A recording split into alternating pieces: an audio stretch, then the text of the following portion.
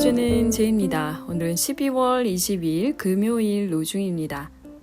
주님께 순종하지 않고 주님의 명령을 거역한다면 주님께서 손을 들어 조상들을 치신 것처럼 당신들을 쳐서 멸망시키실 것입니다. 사무엘상 12장 15절.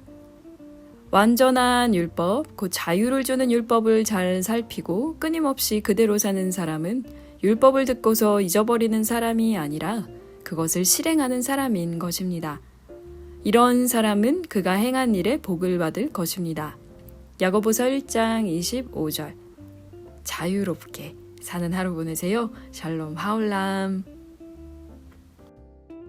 많은 사람들이 로마서는 이신칭의의 서신서고, 그러니까 믿음으로 의롭게 된다라는 걸 강조하는 서신서고, 야고보서는 행함을 강조하는 서신이다라고 설명을 합니다. 표면적으로는 맞습니다. 그런데 로마서나 야고보서나 결국은 모두가 다 행동할 것을 촉구하고 있어요. 로마서 같은 경우에도요, 믿음으로 의롭게 된다는 걸 강조하는 건 맞지만 의롭게 된 사람이 어떻게 살아야 되는지에 대해 굉장히 긴 부분을 할애해서 설명하고 있습니다. 야고보서도 같은 맥락입니다. 종교개혁자 마르틴 루터는 야고보서를 지푸라기 서신이라고 부르기도 했는데요. 그거는 루터가 오해한 거죠. 로마서는 이방인들로만 구성된 교회에 바울이 보내는 편지예요.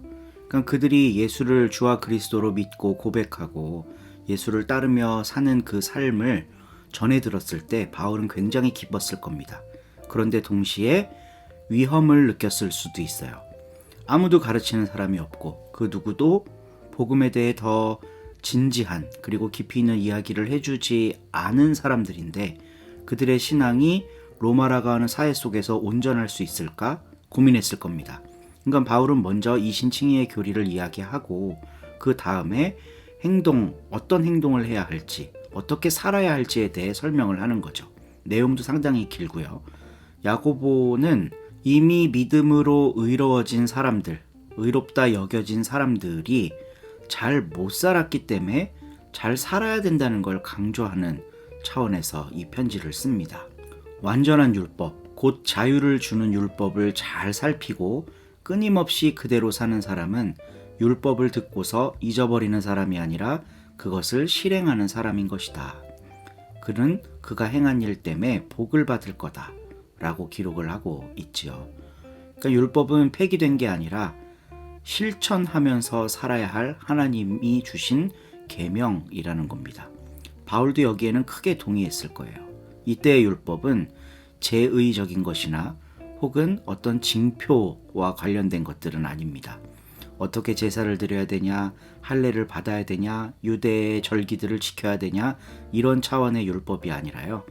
구약 성경 전반에 걸쳐 나타나는 율법의 정신, 곧 약자들을 보호하시고 더 사랑하시는 하나님의 그 마음을 받들어서 살라는 겁니다.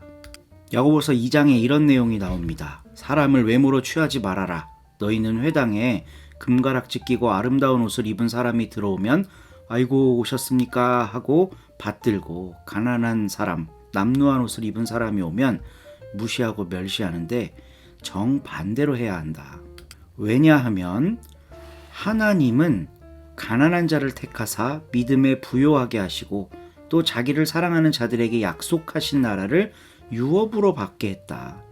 야고보서 2장 1절부터 9절까지 한번 잘 읽어보시기 바랍니다. 그러니까 이거를 행하지 않는 사람은 범죄자다. 야고보가 이렇게 선언을 하고 있어요. 그러니까 야고보가 말하는 율법이라는 거는 결국은 가난한 사람을 사랑하시는, 연약한 사람을 돌보길 원하시는 하나님의 마음에 동기화되라는 거죠. 그걸 잘 살피고 그대로 사는 사람은 그가 행한 일 때문에 복을 받을 것이다. 복음을 믿고 예수를 따르는 사람이 어떻게 살아야 하는 것인지 야고보 사도가 이야기해주고 있습니다. 이 말씀 붙잡고 오늘 하루도 승리하는 우리 서로님들 되기를 소망합니다. 좋은 하루 되세요. 17장. 그때 7개의 그릇을 가진 그 7 천사들 가운데 하나가 와서 나하고 이야기를 나누었습니다. 그 천사가 말했습니다. 이리로 와보세요. 많은 무리에 앉아있는 몹시 음란한 여자가 받을 심판을 그대에게 보여줄게요. 땅의 임금들이 그 음란한 여자와 음란한 짓을 저질렀습니다.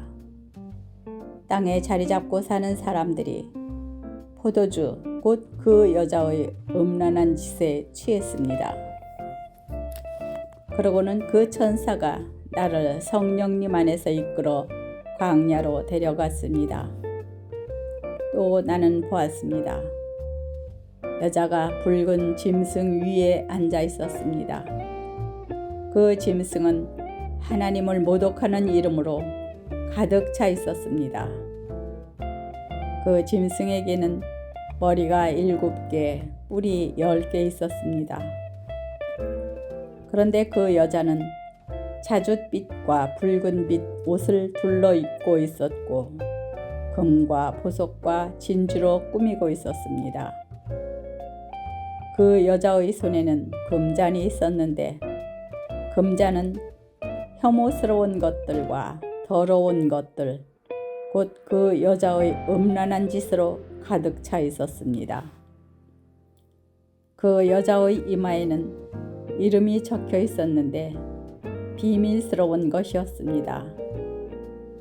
그 이름은 바빌론 큰 도시, 음란한 여자들의 어미, 땅에 있는 혐오스러운 것들의 어미였습니다. 또 나는 보았습니다. 그 여자는 성도들의 피와 예수님을 증언한 사람들의 피에 취해 있었습니다. 나는 그 여자를 보고 크게 놀랐습니다. 천사가 나에게 물었습니다. 그대는 무엇 때문에 놀라시나요? 내가 그대에게 그 여자의 비밀을 알려주겠습니다. 그 여자를 태우고 있고 7개의 머리와 10개의 뿔을 가진 짐승의 비밀도요. 그대가 본 짐승은 전에 있다가 지금은 없는데 장차 밑바닥 없는 구덩이 무저갱에서 올라올 것입니다. 마침내는 멸망으로 달려갈 것입니다. 그 짐승을 보게 되면 땅 위에 자리 잡고 사는 사람들은 놀랄 것입니다.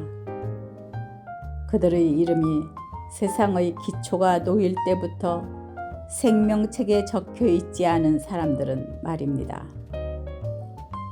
그 짐승이 전에 있다가 지금은 없는데 앞으로 나타날 것이기 때문입니다.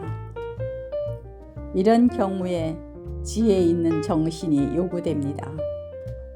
7개의 머리는 7개의 산인데 거기 그 산들 위에 여자가 앉아 있습니다. 그 산들은 7명의 임금입니다. 5명은 무너졌고 1명은 지금 있고 다른 1명은 아직 오지 않았습니다. 그러나 그가 오더라도 단지 잠시 동안만 머물러야 합니다. 전에 있다가 지금은 없는 그 짐승은 바로 8번째 임금인데 그 7명 가운데 들어 있습니다. 그도 마침내 멸망으로 달려갈 것입니다. 그대가 본 10개의 뿔은 10명의 임금입니다. 그들은 아직 왕권을 받지 못했지만 1시간 동안 그 짐승과 함께 임금으로 다스릴 권한을 받아 가질 것입니다. 이들은 마음을 하나로 모아 자기들의 능력과 권한을 그 짐승에게 내줄 것입니다. 이들은 어린 양과 맞붙어 싸울 테지만 어린 양이 그들을 이길 것입니다.